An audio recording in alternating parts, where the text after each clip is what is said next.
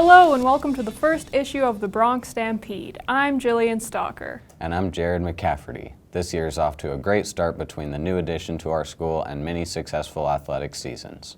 For an update on the current construction projects, we go to Bronx reporter Bailey Brenneman. As you may have noticed, there are two major construction projects going on at Sheridan High School. SHS principal Brent Leibach gave us the inside scoop on the new exit from the parking lot. The city has taken this project on. They had some grant money that they were able to provide. So really they started kicking this thing up at the beginning of the school year, a little bit before then. So the progression of it has gone very well. We're expecting by the first or second week of October to have all the curbing in place. So I think the only thing that's left there is the actual paving.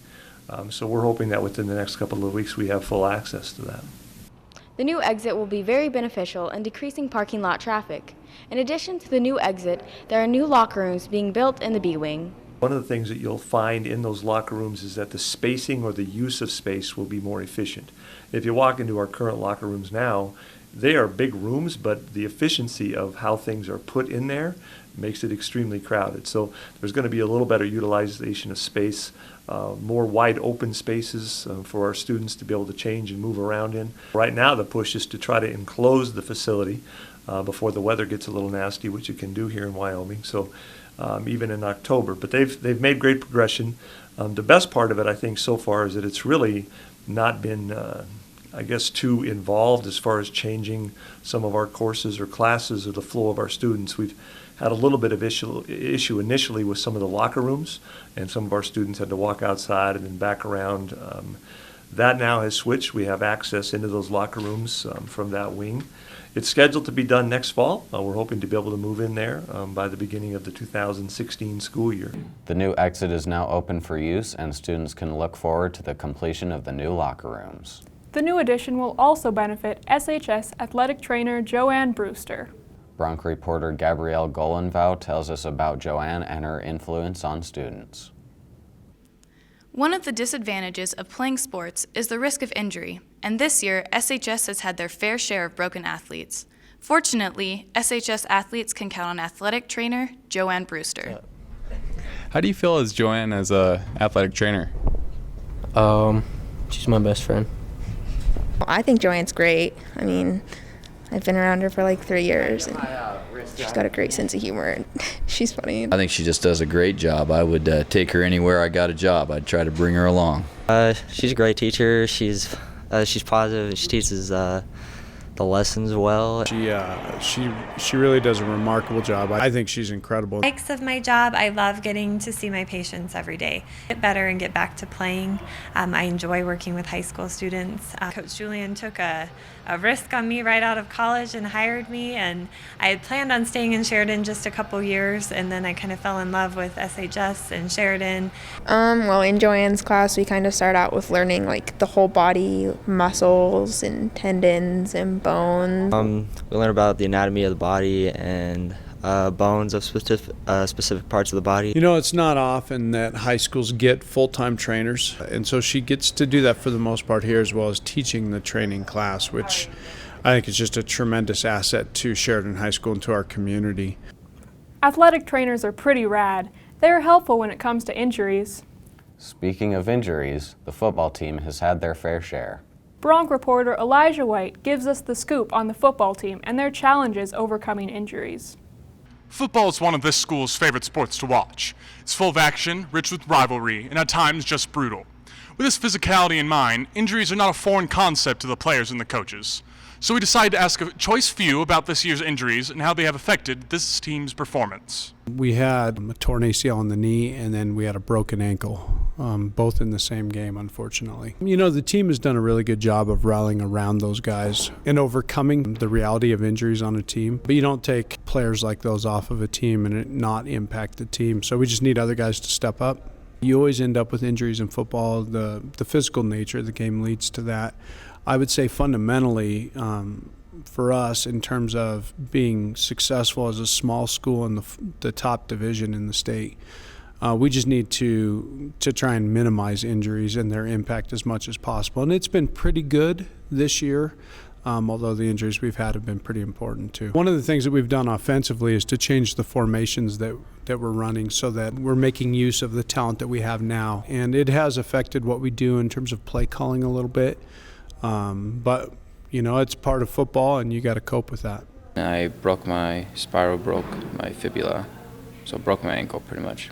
My process is staying off it till I'm ready, and then taking rehab and get it back to its active form like it was. It's taken a great chunk out of my football season. I'm trying to come back for at least playoffs. It's fun to be on the sidelines, get in the players' heads.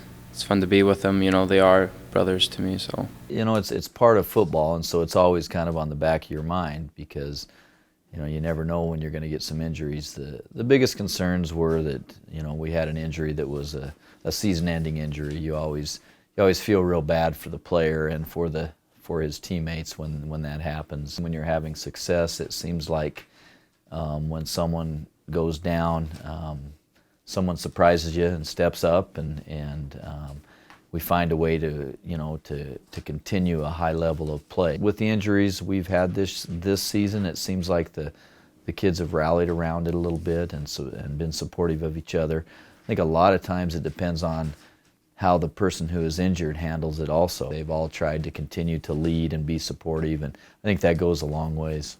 When you lose a great player like we did, there's an impact on your team, and yet it's a team sport. Despite numerous injuries, the Bronc football team pulled through and won a state championship. The volleyball team also had a successful season. We took an inside look at what it means to be a Lady Bronc volleyball player.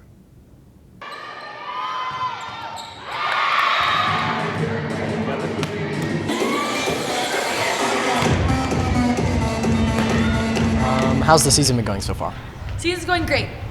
We are going into regionals at 4th right now. We play Cheyenne Central on Friday, and then we play the winner of Laramie and South if we beat Central. And they've been playing really hard. They played really well the past couple weeks, and I couldn't be more proud of them. They're doing awesome. The season's been going great. We're 4-3 in conference right now, and I think we have a lot more to come. So, yeah, we've done a lot of great things. What do you think your team's greatest weakness is? Our greatest weakness? Probably our passing right now, but we've really focused each week on improving that and doing what we need to do in practice in order to improve that. And the girls, like I said, are working really hard, and it actually is improving a lot. And so hopefully this weekend it'll kind of show. And so that's probably our biggest weakness. But we need to make sure that all of those fundamentals are in line and things, and they're working really hard. So our team's greatest weakness is probably consistency. I think we have really great games, and then all of a sudden we'll have a really bad game, and it's kind of not great for the team. But yeah, that's our biggest weakness is consistency. Probably our communication and getting excited whenever we get a point. We try to complete a new rotation. Usually we run a 5-1 where I'm the only setter in. And this weekend for 3 games we ran a 5-2 or a 6-2, which is 2 setters instead of just 1. So we always have 3 hitters. And it was kind of hard getting the team chemistry down with that and trying to figure out where to be, first to receive and stuff like that. But once we did pretty good at it for it being our first time, but for the last game we went back to our 5-1 and that worked a lot better. I always preach, obviously, effort, and I always make sure that they know that they're a team, that they love each other, and that they're supportive of one another. That's kind of my biggest thing, is kind of becoming this family, and they know that about me, and kind of building that chemistry is a part of that, and I try to kind of strive myself or my program on that. And the girls respond really well to that. We do tons of team building all the time. We do a lot of things together, and kind of building that chemistry and kind of basing it off of those things that I teach. And they support each other. They're a really, really good team, and they love each other and they support each other. So it's really nice. The Lady Broncs ended up taking 4th place at the state tournament. Making a big splash this season were the swimmers.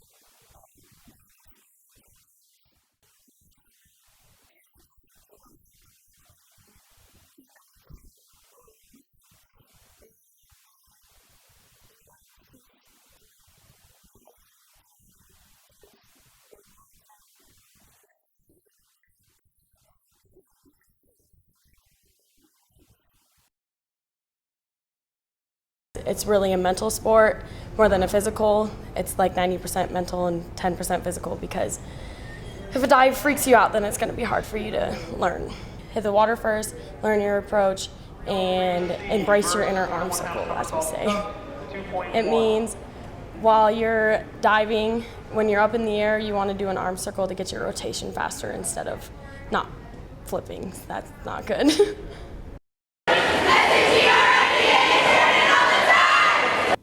The swimmers took third as a team at state. Although the fall sports season is over, hunting season is well underway. Let's take a shot at a hunting feature. It's fall in Wyoming, and that can only mean one thing: hunting season. I caught up with some of the students and staff who enjoy the life of an outdoors person. I just really enjoy being able to get outside and being out there in the elements with the wildlife, and probably my favorite thing is just seeing all the different wild animals that I encounter throughout my different hunts. I love getting outdoors, that kind of crisp morning air when the sun's coming up and everything's moving around, and then that tenseness that you have the entire time, because you know that at any moment a big buck or a big elk could step out and you can make one of your dreams come true of harvesting a great big game animal. Hunting camp. It's a family affair. Most of the time we're over half of us are drawing tags, so just the family atmosphere and hunting camp itself was pretty fun. Missing school, primarily. Hunting with my best friend. I prefer archery hunting, but I do rifle hunt also if I need to extend my season a little longer. Rifle, because I haven't gotten my bow sighted in yet. This last hunt I went on was pretty special, just for the fact that it was such a hard tag to draw. I drew a bighorn sheep tag this past year, and I was able to hunt archery for the sheep and had a couple close encounters there, which was pretty memorable. And I think it was 03, 04, something like that. I was up elk hunting, and we got on this big elk herd in the morning. You know, there's bugling in the trees and everything like that. Just one of those good mornings where you can smell them, and it's just a great morning. And I harvested a really nice 6x6. It was a 326 bull. And while we were gutting that out, I also had a deer license.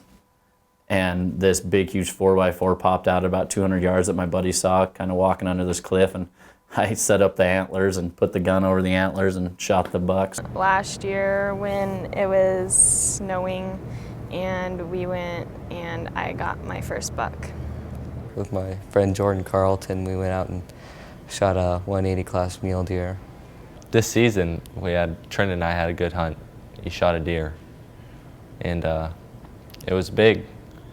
Last year, out of 11 tags in my family, we drew 8, and 6 of those were bulls. The spot where my brother and I saw these elk moving up this hill, because my brother later on caught up with me. I tracked these for about 7 miles, so my brother came and helped me out. We did see him. He shot his, a nice 6-point, and as we were field dressing it, 2 big bulls presented themselves fighting. It was pretty neat to watch that close.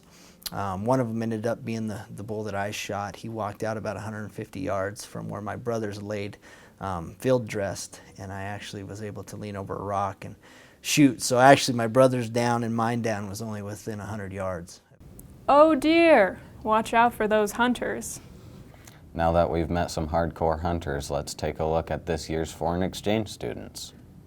Every year at SHS, several foreign exchange students from all over the world come and experience high school in America. This year we have 4 exchange students. Mads Bendix, a senior, is from Denmark. Haiji Kim, a sophomore, is from South Korea, and George Abuha and Carlos Fernandez, both seniors, are from Ecuador. Being from places so far from here, we are all interested in the differences between SHS and their high school back home. We don't have sports in the school, and we don't switch classrooms. The teachers switch classrooms instead. We stay when the teachers come. We don't go to find the teacher, for example. We have, like in my school, we used to have 3 recess. 2, it depends the day. We start classes at 7:40 and get out at 2:30. We start classes in March, and then we end before December. That is the time in the period, Another difference that we have more options, like in which I can take classes now of food and nutrition, health, exploring music, and kind of that. In SHS, I can choose class and it is more free.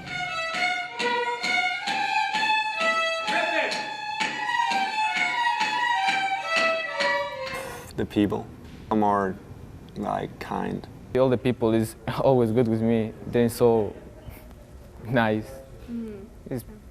It let me be like home, really.